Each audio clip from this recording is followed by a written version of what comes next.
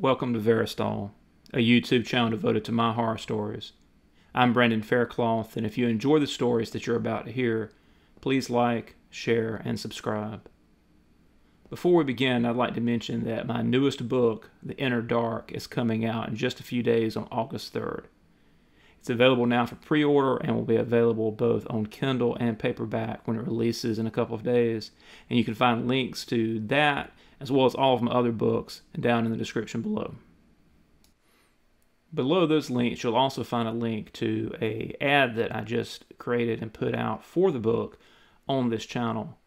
Now, it's about 2.5 minutes, and it's something that I put together myself, and I like it, and hopefully you'll like it too. So if you have a chance, feel free to check it out, share it with other people, because it's the first time I've done that type of thing for anything that I've made, and I think it's interesting, and I just want to see what y'all think.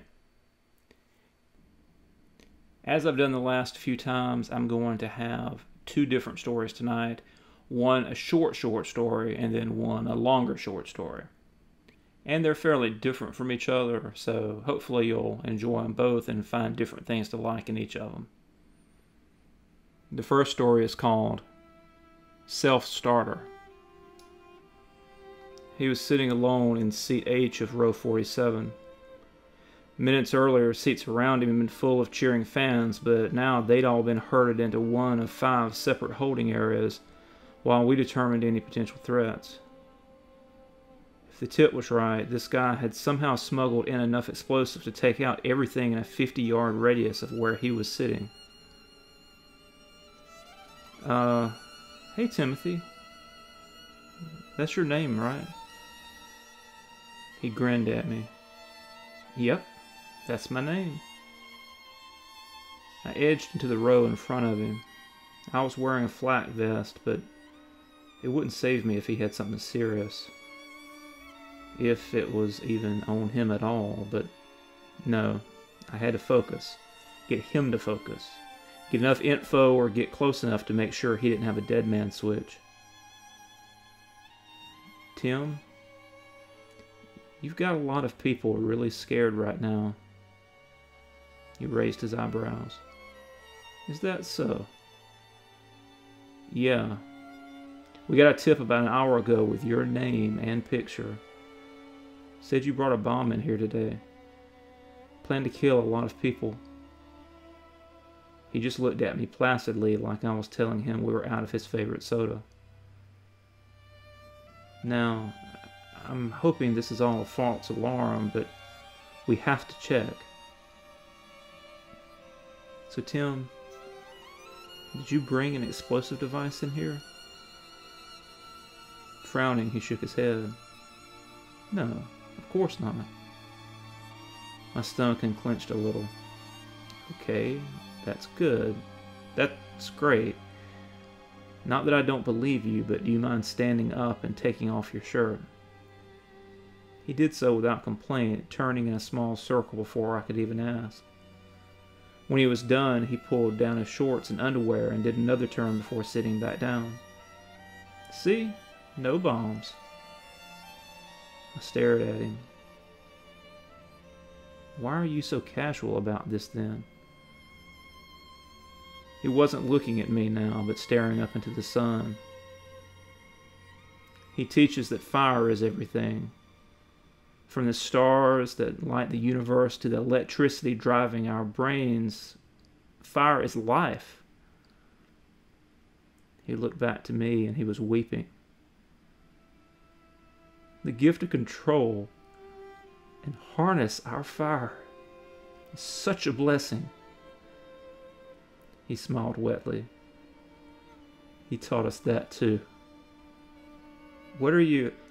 I'm casual because my job is just to distract you, while my brothers and sisters were carried with the flameless that packed this place. 3 in each of the 5 sectors of your bomb evacuation plan. I stumbled as the first of the explosions sent shockwaves through the concrete and steel around us. More than enough to cleanse this place. I went to draw my gun, but his skin was already peeling away. and licking tongues of red and orange. The heat of it stole my breath even as the first shockwave began tearing me apart with hands of flame. The world became heat and light and thunder, and even as a ghost of ashes, still I burned. I hope you enjoyed that story. The next one is called We Only Have Two Children. I was driving the girls to soccer practice when I realized something was wrong.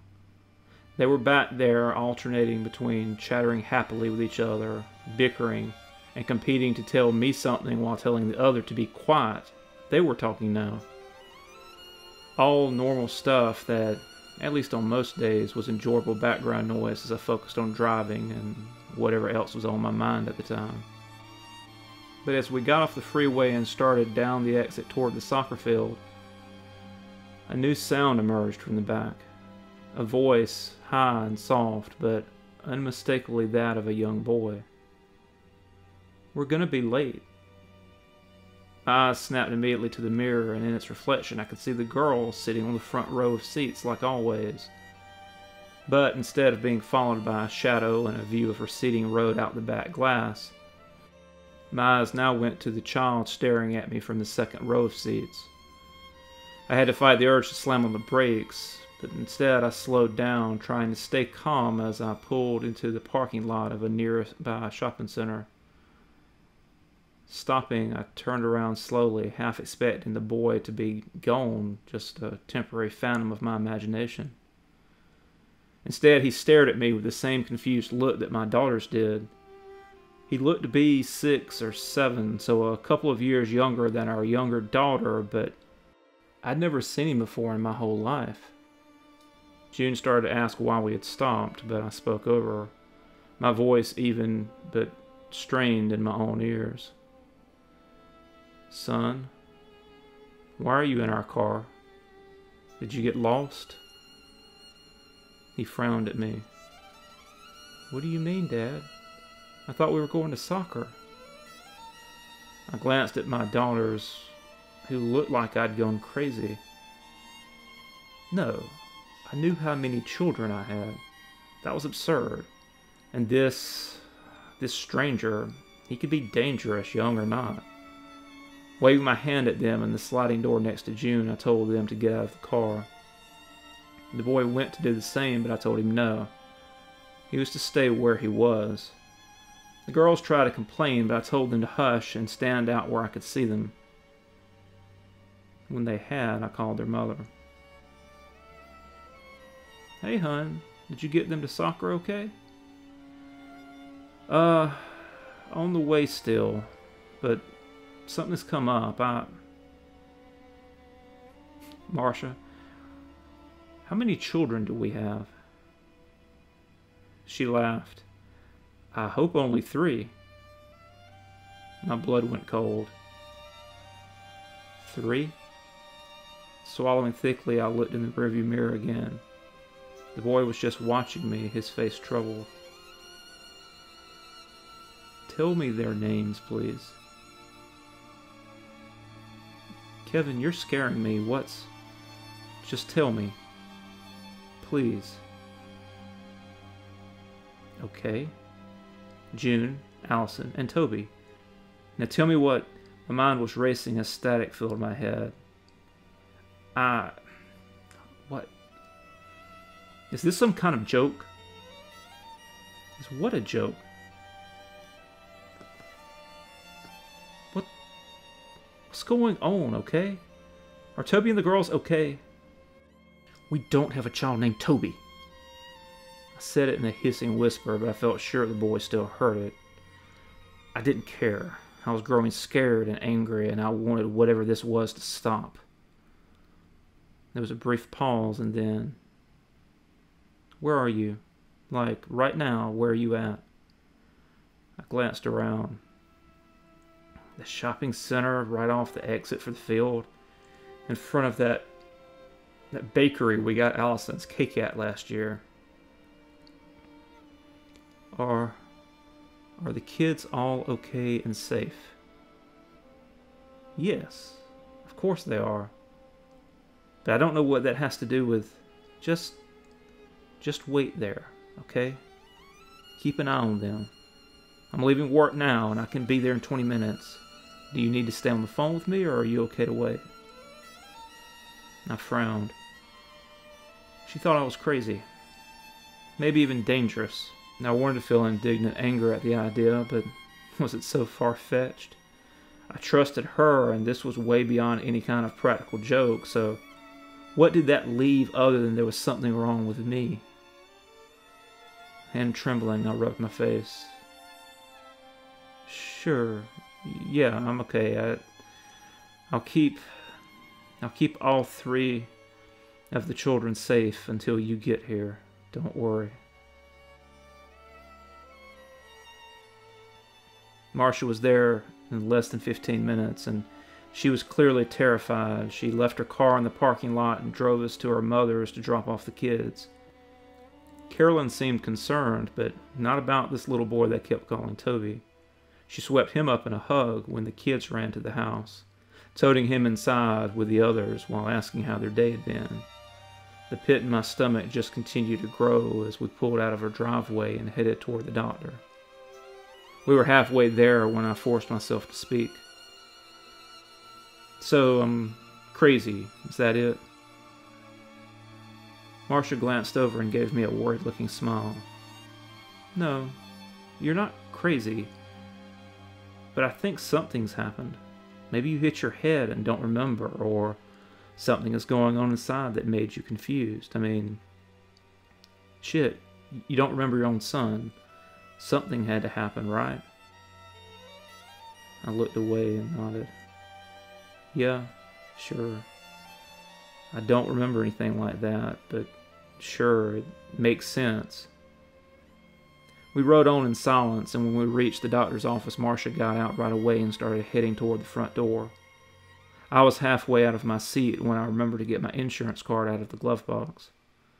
Opening the door to the compartment, I rustled around amid gum and car manuals until I found my health insurance card tucked into a holder with my card for car insurance. I was about to shut the door back when a piece of blue paper wedged against the back of the glove box caught my eye. I glanced up, but Marcia had already stepped inside. I could see her through the glass at the front reception desk, presumably letting them know they had an emergency walk-in. Tugging the blue paper free, my stomach cramped worse than before as I unfolded it. I didn't remember it, but it was my handwriting on the note. Just one line. I only have 2 children. Hand shaking, I stuffed the note in my pocket and went inside, trying my best to act pleasant and calm as we waited for them to call us back. Marcia tried to make small talk and act casual, but I could tell she was nervous and scared, and I felt guilty because I knew I was the cause. My mind kept going back to the note in my pocket, but what did it really mean? Was it telling the truth, or just a sign that I'd been having problems with my memory and reality for longer than just that afternoon? When they called us back, the nurse did some initial questions and took my blood pressure and pulse readings before telling us the doctor would be in shortly. Unlike most visits, this time he was actually in there quickly, his face concerned from the start and only growing more grave as he listened to my account, and then Marcia's. When we were done, he raised his eyebrows and let out a long breath. Well, I can see why you're both worried. It's probably nothing bad, and we'll get it sorted out, but right now it must seem scary. He smiled at me. But Kevin, if it helps, I can assure you, you do have 3 children. Hell, Toby's on the same Little League team as my grandson Devin. You don't remember any of that? I shook my head sadly. I don't. I want to, believe me, but I don't remember anything about him at all. He nodded. But you remember the rest of your life? You remember your other 2 children? Not just who they are, but you remember specific memories of them in your life. Sure, I mean, yeah, I do. And Marcia, you remember she's your wife, and you remember your life with her? Well, of course I do. Look, He raised his hand. Just bear with me, Kev. Do you remember your job and where you live? I nodded. Yeah, we live in the next neighborhood over from you, and I work from home. And where did you grow up? On a farm with my parents and sister in Nebraska. Okay, good. So any other gaps that you're aware of? Anything else you don't remember or feel isn't as it should be? He held my gaze as he went on. Feel strange or off or whatever? I shook my head. No, just Toby, I guess. He nodded. Good, good. His gaze shifted to Marcia. I think it's just a trip fault in the beta section of the last inurement cycle. Confused, I looked around at Marcia. What's he I didn't have time to scream as she stuck a black squirming thing on my face. It latched on immediately, digging into my skin as my head filled with static again. Oh God, what were they doing to their house? Are they actually painting it pink? I looked around to see Marcia peering skeptically out the living room window that looked out onto the Robersons' house next door. I laughed as I went back to flipping channels. Who knows? He's half senile, and you've seen the nightgown she wears when she's out walking the dog. We'll be lucky if they don't add yellow polka dots. She shot me a dark look. It's not funny. It'll be an eyesore, and when we go to sell this house, it'll hurt the value a ton. I nodded, trying to look more serious. Yeah, I mean, you're right. But we can always grow the hedges taller for now, and it'll probably be a long time before we move. It sounds morbid, but the Robersons probably will be dead by then, and maybe the next neighbor will have better taste. Marcia had been glancing out the window again, but now she turned back to me. Years? I thought we'd already decided we needed to move in the next few months. Feeling confused, I turned off the TV and looked back at her, trying to judge if she was joking. When did we talk about that? Several times. This house isn't going to work anymore. You know that. Frowning, I glanced over at the dark stain in the corner of the room. Because of that? I told you, it's not black mold, and I can get rid of it. She looked over at where I was pointing, and then back to me with an irritated stare. I don't know what you're talking about. I heard footfalls out in the hallway, and Marcia lowered her voice as she went on. But no, I'm talking about for them. Two young girls were running into the room laughing. Daddy, will you take us to the mall?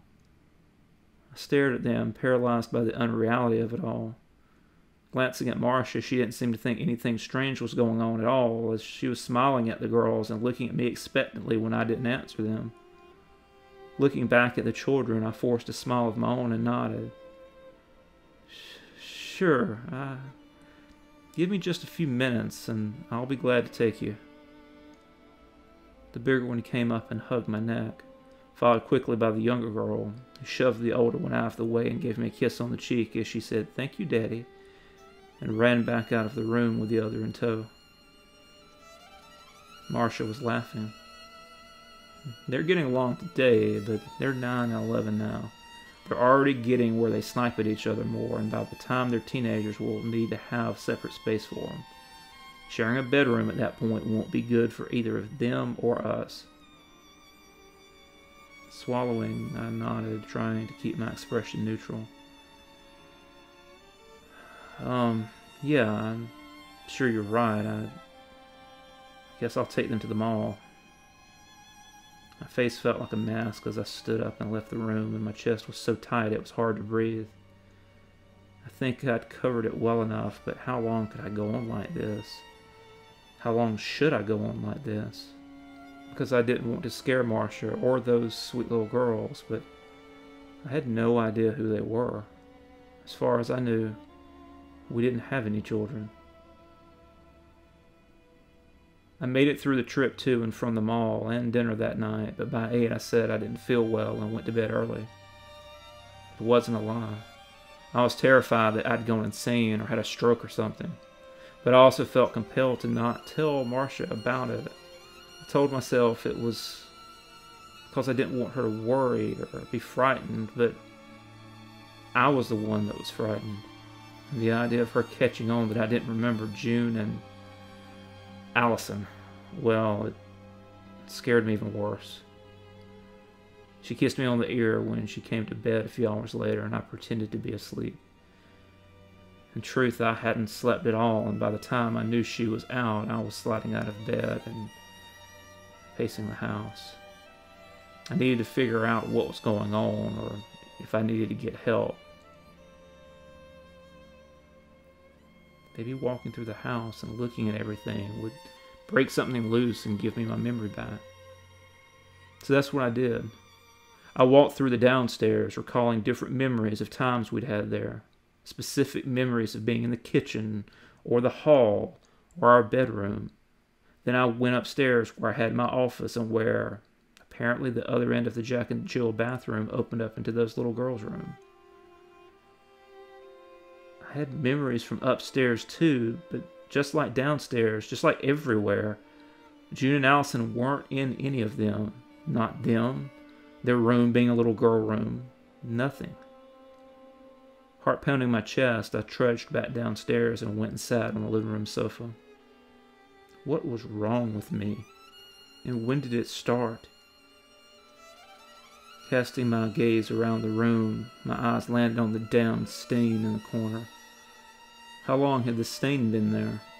At least a month, right?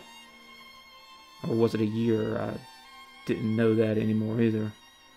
But maybe I was wrong, and it was black mold seeping into my lungs and my brain and making me forget the things I should love and remember most.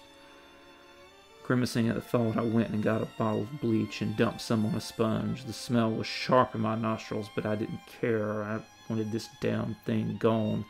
And maybe if I could fix that, other things would come back into focus. And I spent the next hour scrubbing at it. But other than removing some old paint, my work didn't seem to have any effect on the stain at all. Sad and exhausted, I took the bottle of bleach back to the hall closet and stuck it back on its shelf. It was then that I noticed a small patch of blue paper peeking out from around the edge of a bottle of window cleaner. Lump in my throat, I pulled it free and opened it up. It was in my own handwriting, though I didn't remember writing it, and it said, "You don't have any children." Sucking in a breath, I read it again, my mind spinning at what it all meant, and the floor creaked behind me and I felt something was wrong with our house. At first it had seemed too good to be true. The neighborhood was nice and quiet. It wasn't far from Marcia's work, and there was room here for me to have a real home office instead of one side of the living room like we were back living together in that crappy apartment. The mortgage, while not cheap, wasn't bad either, especially not for a house in such good shape. But that was the thing. Last month, I noticed a stain in the corner of the living room.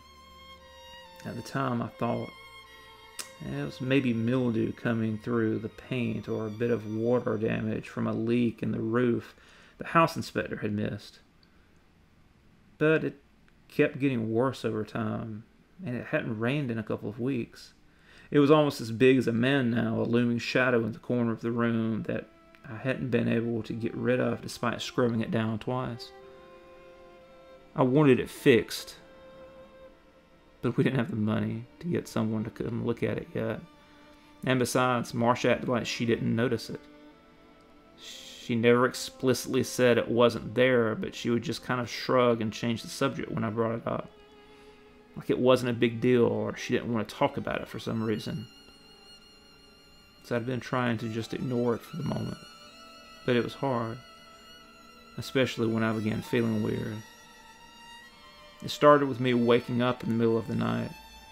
Sometimes I'd sit up in bed and not know where I was or what I was doing there. Hell, I've been married to Marcia for 3 years and known her for 6, and there were times when I didn't know who she was when I looked over at the sleeping shape next to me. I felt like I was going crazy, but I tried to pass it off as lack of sleep or night terrors. I always came back to myself after I woke up a bit, didn't I? And for the first few days, it was true. This morning, I realized I was writing a note to myself on a piece of blue stationery I'd gotten as a gift a few years back from my Aunt Emma. Wait, was that right? Would it be blue, or... A hand had stopped mid-penstroke as I got lost in my thoughts. When I came back to what I'd been doing, I read what I'd written so far. Marcia isn't your... Honey, what are you writing over? There in the corner? Do you see it? The real estate agent looked over at where I was pointing dubiously before sucking in a breath of air between her teeth. I mean, maybe it could use a fresh coat of paint, but I don't see any stain over there. She gave me a cautious glance. Kevin, if you have an issue, I can refer you to a handyman, but I need to remind you that I came over here as a professional courtesy. I go by my first name. I told you that, remember? She let out a small, discontented grunt. Sure. Sorry, a lot of clients. But Scott, you closed on the house 3 weeks ago, and if you have an issue now, you'll have to take it up with the former owner, not our company. I grimaced at her. Look, that's fine. Whatever. But I have a little dog named Trixie. A friend of mine has been watching him for me while I got moved and settled, but I'm ready to go get him and show him his new house. But if it's all fucked up with mold or something, I don't want to bring him around it. She gave me a waxy smile. Sure, I understand. Well, I'm sure it'll be fine. Either way, I can't see anything, so I can't really help that much more. Pulling out her phone, she made a face. And I'm running late. I'll email you my handyman. Good luck with your pet and all. I heard the front door close as she left, but I was focused on the stain again. How could she not see it? Was she lying? Maybe, but as bad as it was getting, wouldn't I have seen some surprise if she'd tried just to downplay it? Why try to lie about something so obvious? I reached out and ran my hand along the wall. The wall didn't even feel like wall there. It was spongy, not like it was damp, but more like I was touching the side of some sleeping dragon. Fuck this. I wasn't bringing Trixie into this shit, and I'd either get a professional to come clean it, or I'd just rip out this whole fucking... Ah!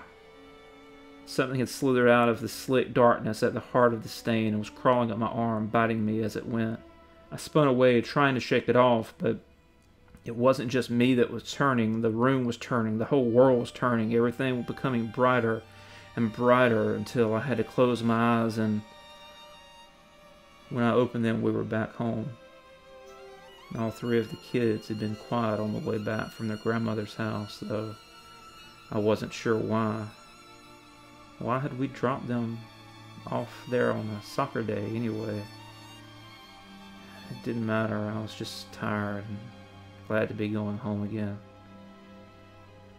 Once inside, Marcia told me to go sit down and relax while she heated us up some leftovers. I wasn't going to complain. I felt sure I'd fall asleep as soon as I sat down on the sofa, but 10 minutes later I was still idly channel flipping when corner of the room caught my eye. There had been a stain there, hadn't there? I couldn't see it in this light, but it was almost like I could still feel it lurking under the surface of some thin layer of paint or polish. I wanted to go check the spot more closely, but that could wait. I didn't want Marcia to know. It might worry her, after all. A small bell rang close by, and I jumped at the sound. Not because it was loud, but because it was unexpected. I heard it again, this time closer. And as I turned to look for the source, a large black cat leapt up onto the arm of the sofa. What the... I winced as I felt something starting to break loose in my head. Strange ideas, other memories, they were dim figures circling the glowing edges of my conscious mind's circle of light. But I could tell they were getting closer to stepping into view. And I needed time to think, and I didn't need to act weird until I knew what was going on. I turned and looked into the kitchen where Marcia was.